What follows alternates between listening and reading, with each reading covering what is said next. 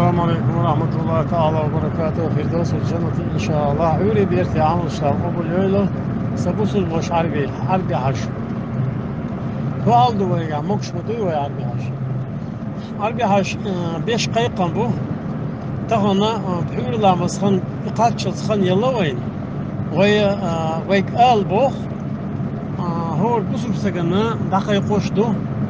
Al diye kudu elçe şoz atsav sork edin razı.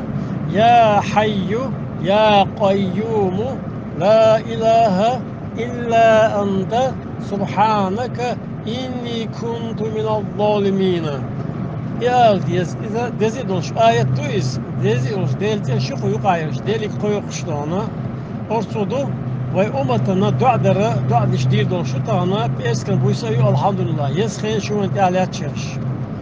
Aqa hara soruk adin razal diye jimçu vokçu zudriş bujriş milloş qoma wala biyada sunel masana paratu yes masana qiyetan biyes sundena horum hara pasoruk adin razdan Allah nagasana iza bok del qiyetan khir boluş du vokçulası khiruluş du on du qamelaq amel duhar aqa duq dikna duhara her al bo huş qayuş boluş nağına her mel elçuna tunak tarih der yolçular şey tani xiri arbi haj qadiye hasiya doğana adam doğana jimsuma da kuşa işte her bol dahur bu etan da Allah salam marşallah